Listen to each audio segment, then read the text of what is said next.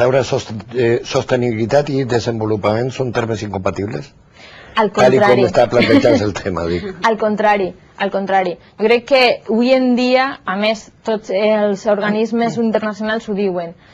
O se preocupem com a eix fonamental en tot el desenvolupament econòmic que un eix siga l'ecologisme, la sostenibilitat medioambiental, o no n'hi ha futur.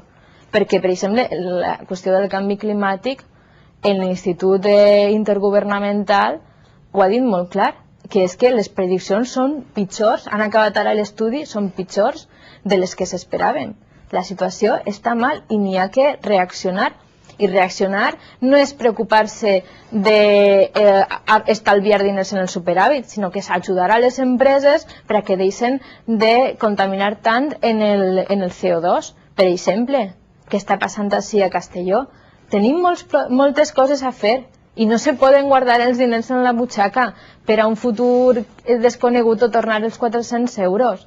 N'hi ha que invertir també per a lluitar contra el canvi climàtic i no eixir ahir com el més ecologista. N'hi ha que fer les coses de debò, perquè n'hi ha una situació que ho estan dient els experts, no és una cosa que jo diga. O sigui que n'hi ha que cohesionar les dues qüestions. Una economia que funciona i que es preocupa per la sostenibilitat mediambiental. Caldria llavors un major pressupost per a polítiques mediambientals? Evidentment.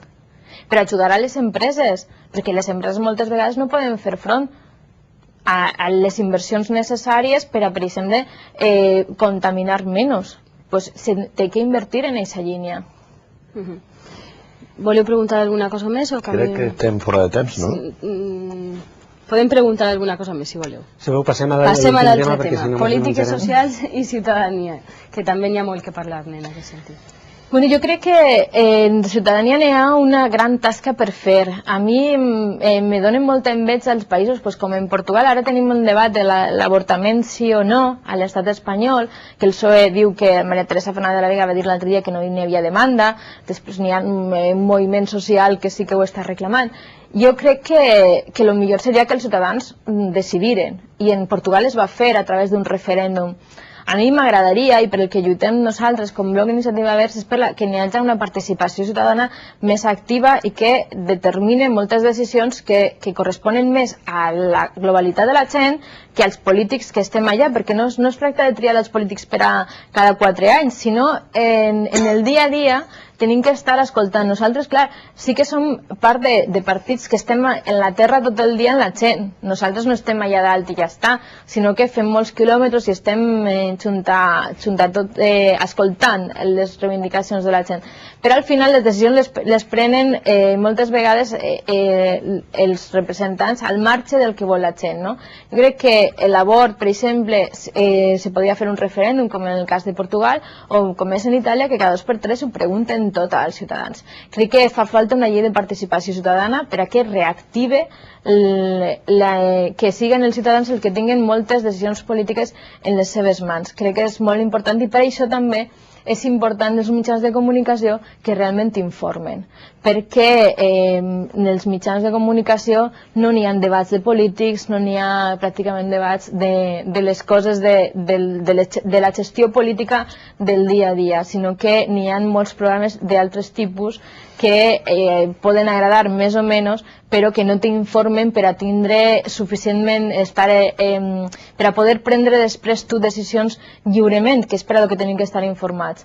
I precisament és un dret fonamental de l'article 20 de la Constitució espanyola i que no s'està complint. O sigui que també, a banda d'incentivar la participació, també tenim que incentivar les inquietuds a través dels mitjans de comunicació que arriben a les cases de la gent i que no donen tota la informació que caldria. I el cas, podem parlar de Canal 9, que ja és el més lamentable. Has parlat de participació, has introduït el tema que t'ha plantejat Ana Blanco per la qüestió de la participació. Jo volia plantejar una qüestió, i és que cada vegada assistim darrere elecció a que els índexs es preocupen, els índexs de participació de la gent en les eleccions. N'hi ha un cert descrèdit, penso jo, de la classe política, i de fet ara, per exemple, estem assistint a aquesta campanya com Zapatero intenta donar-li vida, està en tensió i vol, perquè sembla que el vot d'esquerres és el que més fàcilment es desmobilitza. Com assistiu vosaltres a aquesta situació de descrèdit de la classe política, si és que coincideixen que existeix i si es pot fer alguna cosa per a recuperar el crèdit que potser en altre temps ha tingut?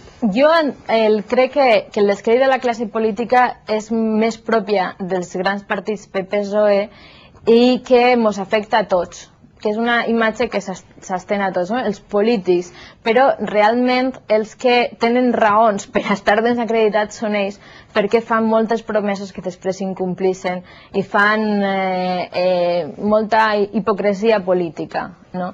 Però en qualsevol cas crec que la qüestió del bipartidisme és molt greu, sobretot per a la gent, perquè se fomenta molt, també des dels mitjans de comunicació, la idea esta de que a soles n'hi ha dues opcions i se'ls fa creure que van a triar entre Zapatero i Rajoy. Així a València no se tria entre Zapatero i Rajoy, se trien diputats.